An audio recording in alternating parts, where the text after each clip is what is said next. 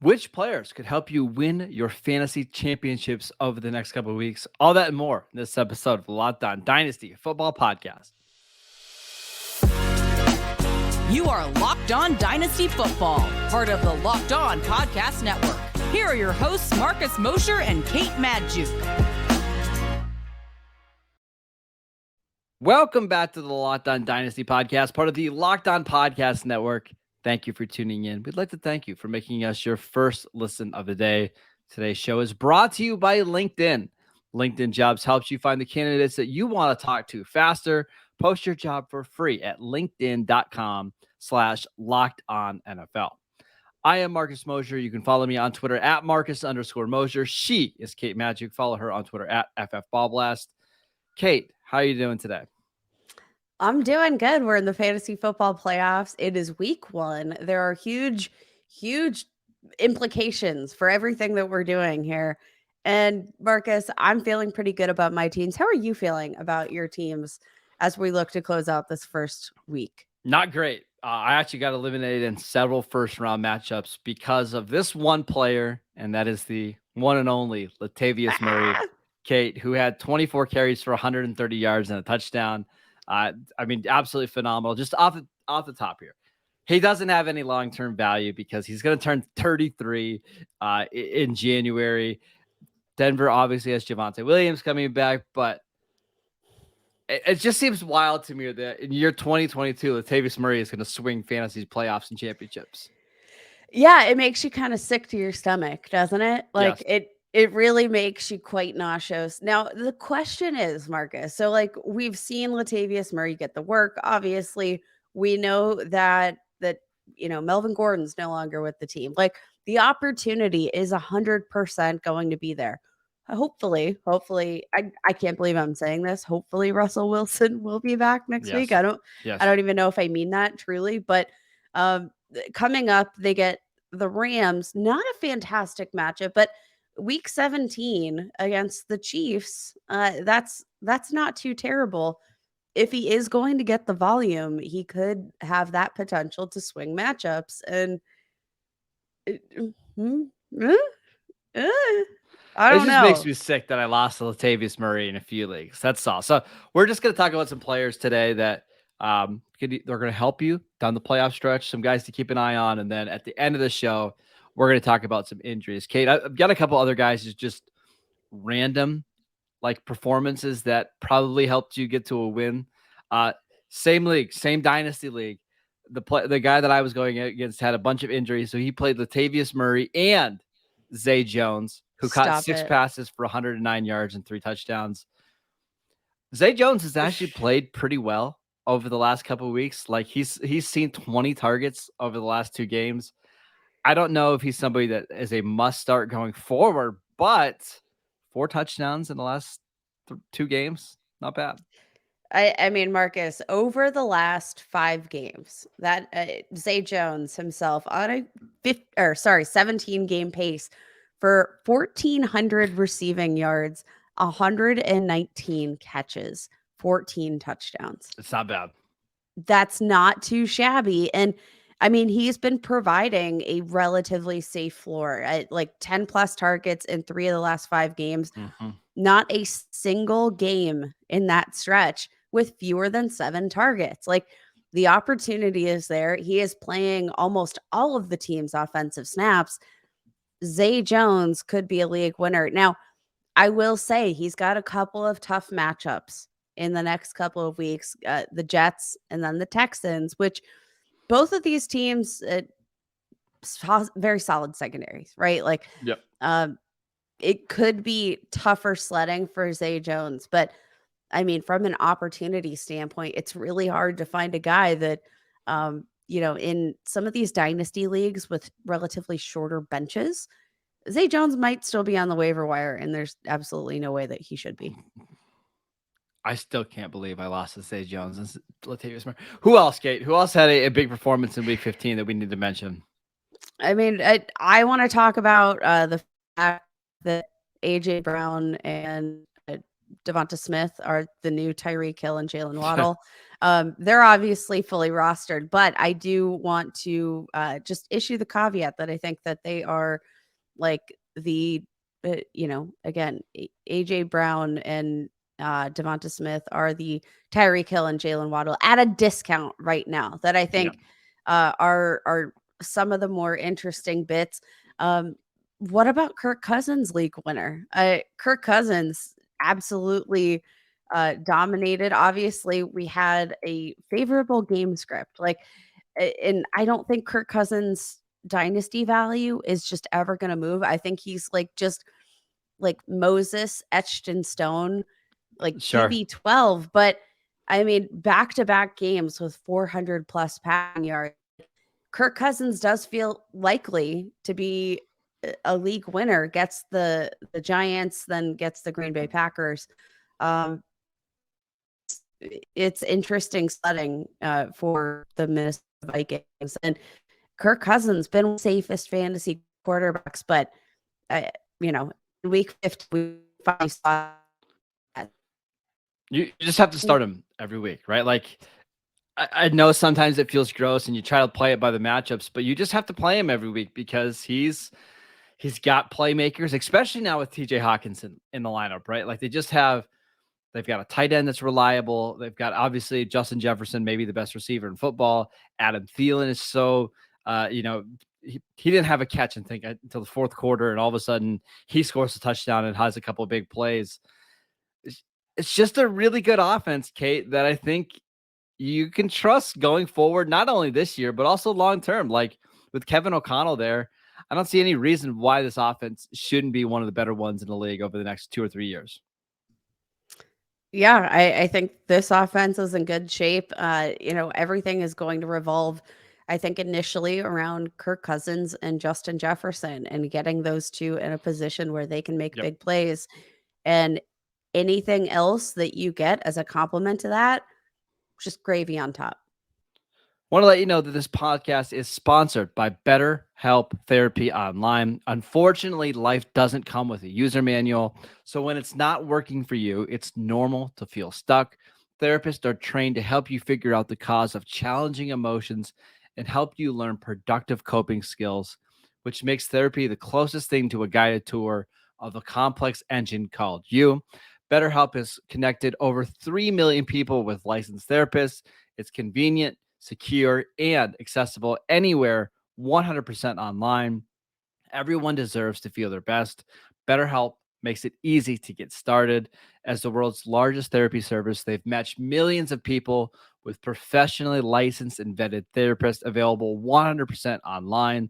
There's no waiting rooms, there's no traffic, no endless searching for the right therapist.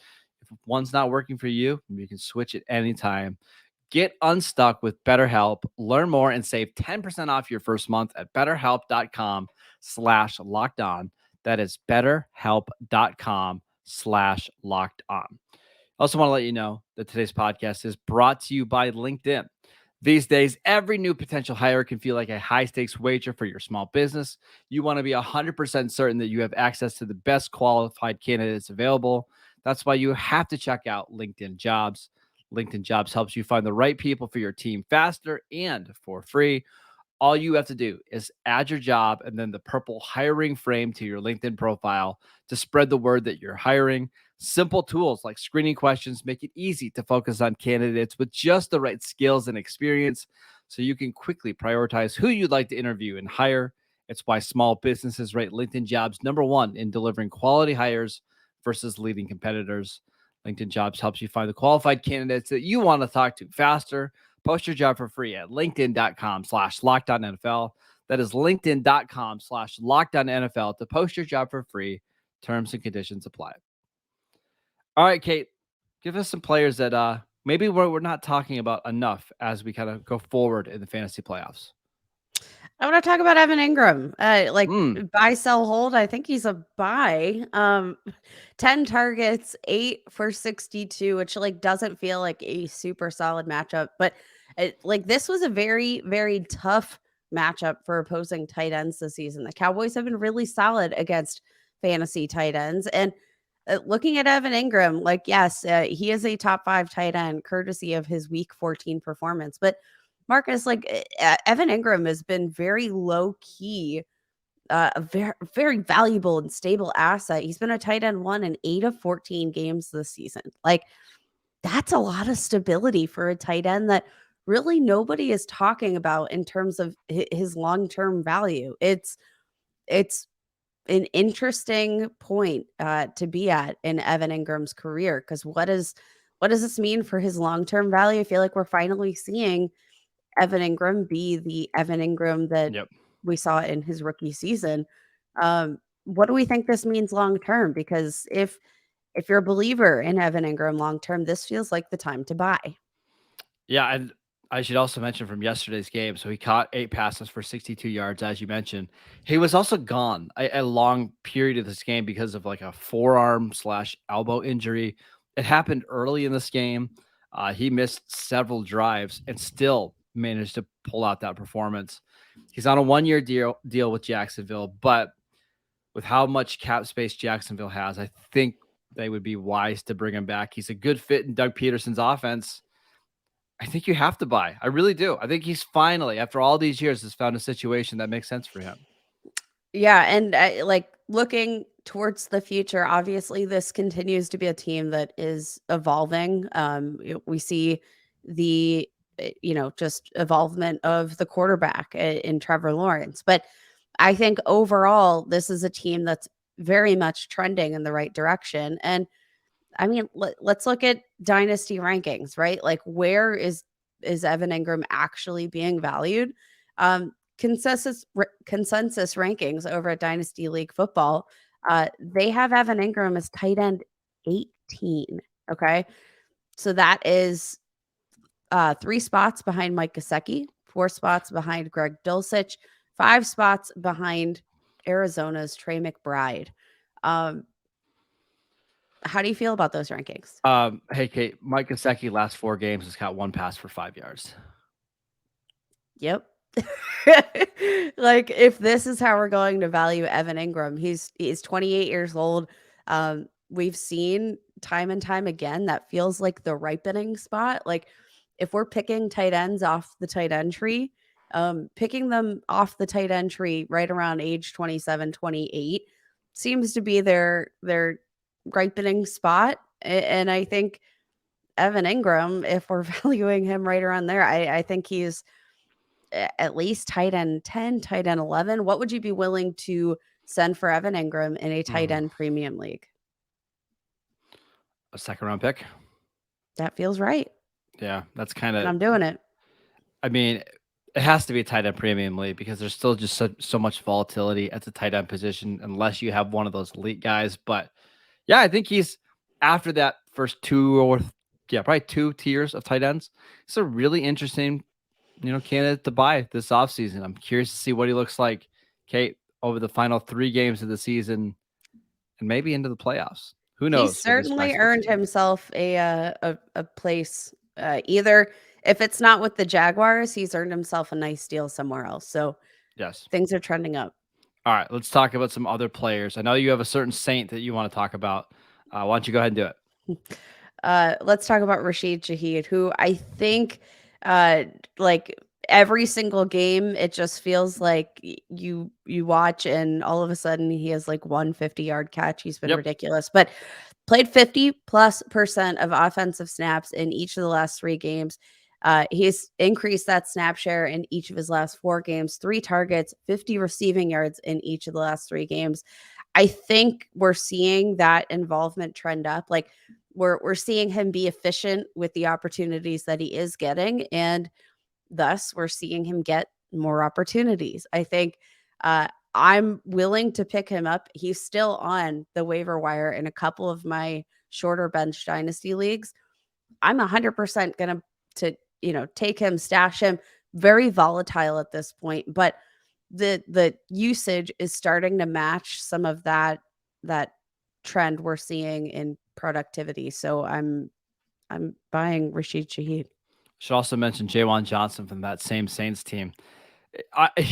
He's a tough one to start every week because there's games where he's just not involved at all. Like last week against the 49ers or 2 weeks ago against the 49ers when he played 0 catches on 2 targets. But Kate, he's scored 5 touchdowns in his last 5 games. He caught 4 passes for 67 yards and 2 touchdowns. He's just somebody that I'm kind of monitoring this year because, or kind of going into the offseason. He has 400 yards. He has 7 touchdowns. I just kind of want to see what it looks like next year when maybe there's an upgraded quarterback. Maybe he has another offseason. Remember, he's a former receiver from Oregon who's still making that transition to the tight end position. Kind of like him a little bit. That's all. Yeah. And again, this has been kind of one of these low-key, somewhat productive offenses, even though the quarterback situation, not exactly sexy. Like, this team has a lot to figure out moving forward. But that kind of puts everybody's value like down here. Yeah. This is one of those teams that I think has enough of the right pieces to be trending in the right direction, but because of the fact that they don't have the sexy name value, I think this is a time where you can get some of these assets at a bargain, honestly. Yep. Anybody else we need to mention? Do we want to talk about Desmond Ridder at all? We do not talk about Desmond Ridder at all, How but about Tyler we will. Algier? We'll talk about another. Yes, we'll talk about another Falcon, Tyler Algier, who absolutely crushed it. We've kind of seen him take over the backfield, and this hasn't been, this has been sort of a slow transition with between him and Cordero Patterson. But Tyler Algier, he's really looking the part as the team's kind of future at the running back position. 5'11", 220. Like, he's a big boy, and saw a season high 17 carries this week, 139 rushing yards and a score. I think he's the future at the running back position. And once again, I think we're kind of seeing that value depreciate just because of the fact that this is the Falcons offense, and averaging 5 yards per attempt, 3 rushing touchdowns on the season. Like, I'm all about it. I'm buying. He's like the best running back that nobody talks about at all. Like, he's having a really nice rookie season, especially for a day 3 pick. Nobody talks about him at all. It's pretty crazy. So just I want to see what Atlanta does at the running back position this offseason. Do they bring back Cordero Patterson? Do they draft someone relatively high? Are they I feel like they have enough needs, though, Marcus, that like I would deprioritize the running back position, focus on Tyler Algier, who's Agreed. showing out. And those question marks are why I'm willing to buy, because I know a lot of other people are going to have those same questions. What I don't want them to do is go out and give like Miles Sanders 3 years, $30 million. Like, just ride Algier. Like, I think you've got something here. He fits the offense well. Let him be the workhorse. It seems like it's working out. Okay. Let's talk about some injuries that happened in week 15. But before we do that, we want to let you know that this podcast is brought to you by Prize Picks. Prize Picks is daily fantasy made easy. Pick 2 to 5 players, and if they score more or less in their Prize Pick projection, you can win up to 10 times your money on any entry. No competing against other people. It's just you versus the projections available. Prize Picks offers projections on any sport that you watch. This includes NFL, NBA, MLB, NHL, PGA, college football, men's college basketball, women's college basketball, soccer, WNBA, esports, NASCAR, tennis, MMA, boxing, disc golf, Euro basketball, cricket, and more. Entries can be made in 60 seconds or less. It's that easy. They are currently operational in over 30 states and in Canada. Download the Prize Pick app or go to prizepicks.com to sign up and play daily fantasy sports. First-time users can receive a 100% instant deposit match up to $100 with promo code Locked On. If you deposit 100, Prize Picks will give you 100. If you deposit 50, they'll give you 50. Don't forget to enter promo code Locked On at sign up for an instant deposit match up to $100. Okay, we had a few big injuries on not only just Sunday, but also on Saturday. Jonathan Taylor, first one, high ankle sprain. He just hasn't been right all season long. I think it's pretty clear this doesn't affect his dynasty value long term.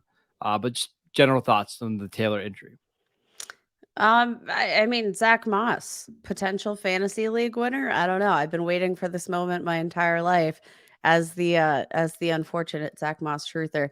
On the real though, actually has like a somewhat interesting schedule. Zach Moss is probably on your fantasy waivers. And Marcus, what's perhaps most interesting about this entire situation is the fact that we actually saw like Deion Jackson, I think, looked better in this game, but wasn't heavily utilized whatsoever. No. Was outsnapped by Zach Moss, despite the fact that Zach Moss didn't look all that fantastic. Now, moving forward, there are a couple of interesting matchups in the fantasy playoffs. Chargers, fifth in fantasy points allowed to opposing running backs, have allowed a 100-yard rusher in each of the last 4 games. And then we have the Giants, who have allowed the 9th most fantasy points on the season. Zach Moss could win you something in 2022. I don't know. Or maybe just me. He's probably not on your dynasty waivers if you're in a league with me, because I probably still have him because I've been holding on for hope. But neither running back looked fantastic. I think Deion Jackson looked like the better back. But I'm also remembering that this Vikings run defense has been quite solid all season long, and it wasn't a great matchup to see either of these guys perform. But moving forward could be interesting. Any other injuries that we need to mention? Got to talk about Kyler Murray, torn ACL. Unfortunately, we kind of had the inkling, but it was confirmed after we recorded our show on Friday. Just an absolute brutal awakening here for Kyler Murray, who's such a big part of his game relies on his legs. That gives me a little bit of cause for concern. I don't think this is the most stable organization right now, at least. And now that torn ACL, it's tough sledding. Was QB 8 on average in dynasty rookie or dynasty startup drafts. Yep. Where does this torn ACL leave Kyler Murray for you? I mean, so the next couple quarterbacks I believe that were after him, I don't have that in front of me, but I think it was Trevor Lawrence was QB 9, Dak was QB 10. I think you've got a flop. Yep. That one's tough, but yeah, I mean, probably just because it wasn't like Kyler was having an amazing year anyways. And now we've got to worry about the injury, and it's probably likely he's not going to be ready for week 1. And if he is, we know that these quarterbacks typically take a year to kind of look like themselves. Plus, you mentioned not a stable organization. I'm not dropping him too far because he's still insanely talented, but like QB 10, QB 11 feels about right. Yeah, I think he's the perfect buy for a team that's in a very long-term rebuild mode. If you're not going to contend in 2023, have at it. This is a great time to go buy. Absolutely. And if you're, I don't know, I'm trying to think of a quarterback like that you could flip, like Tom Brady. I don't know if anybody's flipping Tom Brady for Kyler straight up, but maybe that's something you throw in a little bit extra and hey, this guy needs Brady for the run, one more stretch run. I think that makes sense. So, all right, that is it for today's show. Thank you for tuning in. We'd like to thank you for making Locked On Dynasty your first listen today. Now make your second listen to Locked On Sports Today podcast. Peter Bukowski brings you the biggest stories from around the sports world in 20 minutes. Get the analysis and opinions before anyone else with our local and national experts and insiders. Locked On Sports Today podcast is available on YouTube and wherever you get your podcasts. All the same places that you get the Locked On Dynasty podcast. Go check us out on YouTube. Go follow Kate at FFBallBlast. I am at Marcus_Mosher. Enjoy your week. Matt and Ryan will be back on Tuesday and Wednesday. Kate, you and I, Thursday, Friday, to get you ready for another big Saturday slate of games this week. See you guys then.